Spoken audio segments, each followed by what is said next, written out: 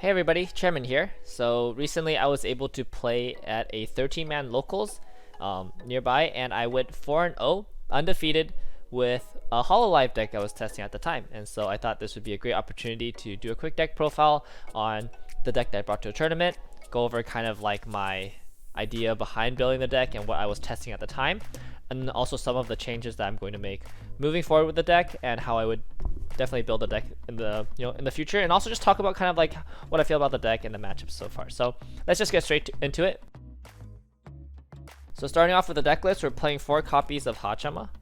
So I think Hachama is a very important card to be playing in the Standby Sora deck because you need to see both of your climaxes fairly often throughout the game.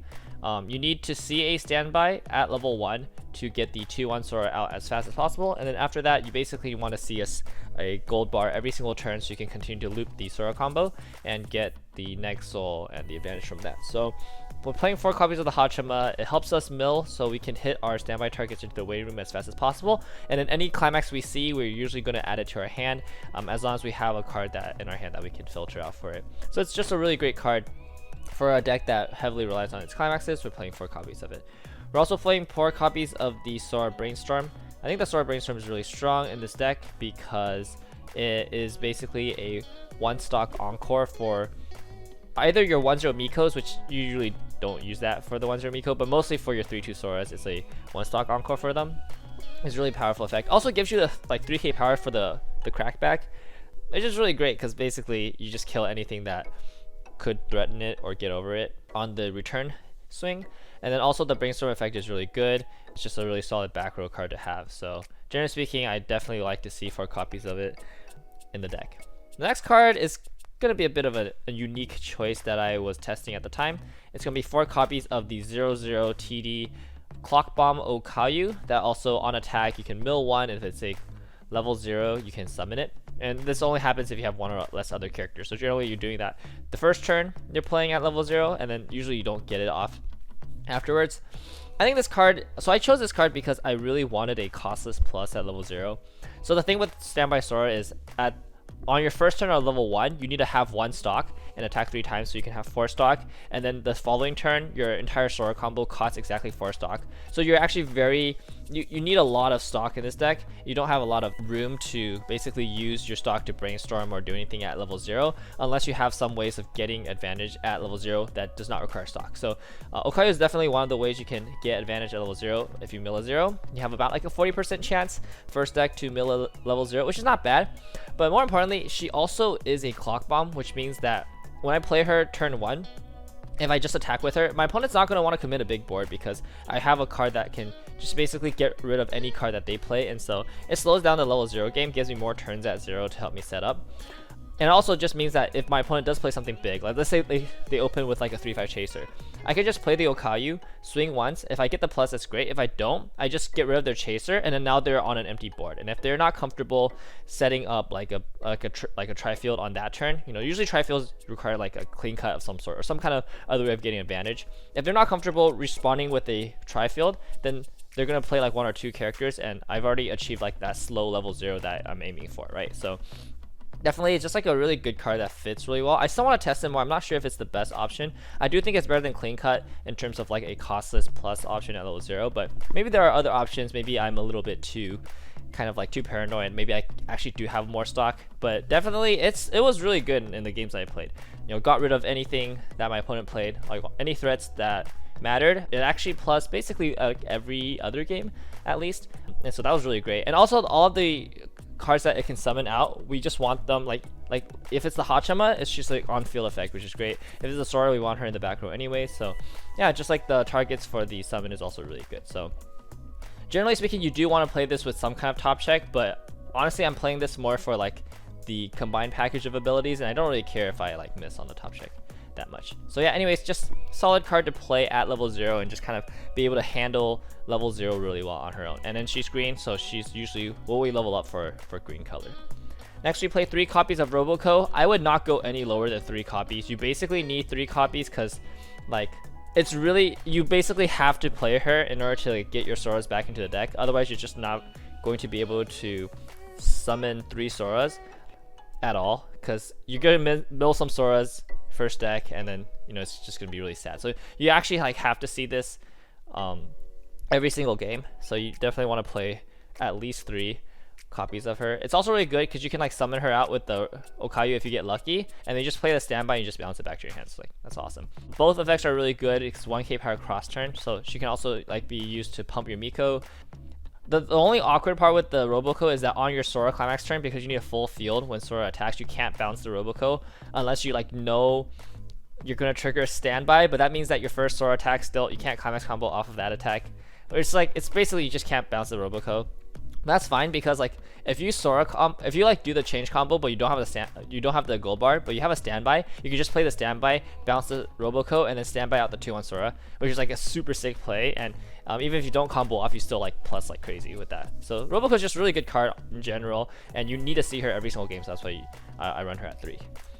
Next card we play 2 copies of the Luna for the Climax Swap. Now I played Luna for the Climax Swap instead of the Watame for 2 reasons. One reason is color.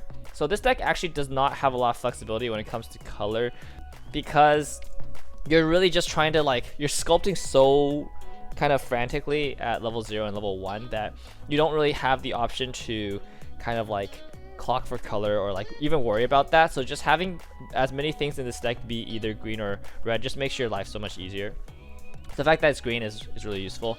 The second thing is I like the big body that it has, because again at level 0 we don't really have, like, we're trying to sculpt and we're not really trying to like we're like trying to get all our pieces, and so we don't have the space to just play like beaters or whatever. And so the fact that she can double as a beater is like really useful. I actually want to like up this to 3. I think this card is really good in this kind of deck. Usually you want to play the Watame though. Watame is, generally speaking, it's better. Next we're playing 2 copies of this Kanata. This Kanata is kind of like my secret sauce. This is like if I hit level 1, or let's say like I hit the second turn of level 1, I have a 2-1 Sora in the back row, but I don't have 4 stock. This is the secret sauce for me to get there. So her effect, she's on play, she can pump herself 15 on the turn she's played. And then her second effect is on the turn she's played, you can choose up to 2 cards from your hand and put them into stock. So obviously if you put a card from your hand to stock, you -1 hand, you get 1 stock, which is not resource efficient. However, stock in this deck can be used for so much greater things than just like 1 hand. It can just enable the entire Sora combo, so it's actually really worth it. Also, you can have some like pretty cheesy things to do, like let's say you're flooding on Climax, you can put 2 Climaxes and then like pay it out or something like that. So she's got some fun interaction. And then if you're like super winning really hard, you can use her to just like or like overhand or whatever, you can use her to build stock compression. It's kind of cute. I would not run this card normally, but in this deck, because I need to hit a certain stock threshold very early on, I run 2 copies of her so that I can get it if I, in the situations where like I basically need to, because this deck kind of rides or dies on like hitting the change combo.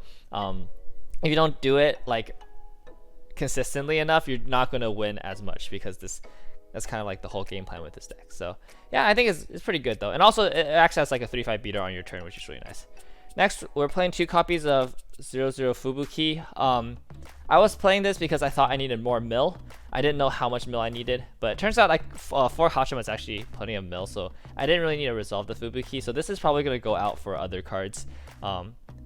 Yeah, so I think, but again, this is like the mill. It also pumps power, so it was useful. I definitely use this to pump power and like get over stuff in my game. So, but this is something that could go out. And then last, we're playing 1 copy of the 00 Choco. She mills and then she drops salvages, gives us selectivity. Or we don't have that much selectivity at level 0, so this card's really good. I think I might up this one to 2, like maybe like move one of the Fubukis over, because I really like the mill, I really like the salvage option. So yeah, that's like my 0 lineup. So it's 22 level 0s, gives the Okayu about a 40% chance of hitting on first deck. So yeah, it's pretty good. At level 1, obviously playing 4 of the 1-0 Miko. Miko's great with this combo, because with like Miko Roboco, she hits 6k or 6.5, and then with the 2-1 that you support, she's like 7k, so she gets over both things. And then the on reverse combo, you just salvage a 3-2, so you have a target to change. I mean, actually one of the reasons why this deck can work is because Miko combo is just so good for like any kind of generic standby shell. I'm playing 1 copy of the 1-0 Mio. I just wanted to see if I needed it to protect my Soras at level 1, which turns out I really didn't. So this is probably going to go for something else, but yeah, it's just, just counter to protect Sora. That's basically it. And then at level 2, we are playing 4 copies of the 2-1 Sora.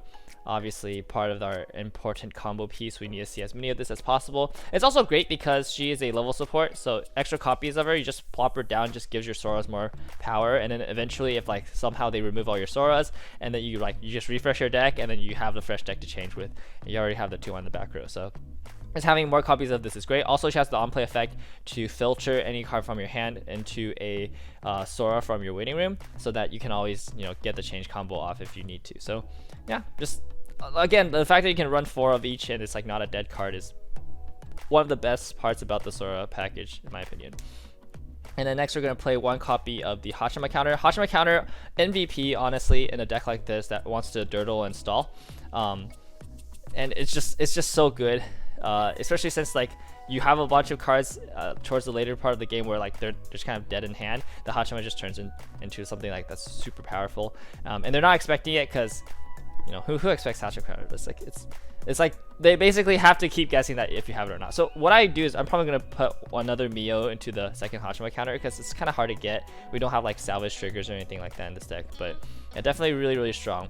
I would run this over the bouquet event probably. Just bouquet event's really hard to play because of color, and it's kind of like unnecessary. Whereas like Hachima counter is like, it's really great because there might be some kind of counter synergy where like if you only have 2 Soras, then you like -2 on like 2 lanes, and then like they could just attack with the last lane and the Hachima counter doesn't work. But you don't have to think of it as like counter synergy, just think of it as like a plan B. So like in the case where like you don't have the combo, then this becomes like really strong, right? Whereas bouquet is more like it just like makes plan A better. This actually gives you like a viable plan B to stay alive, and that's not dependent on having like the combo off, which is really good. So yeah, definitely Hachima counter MVP, very strong card, definitely won me game.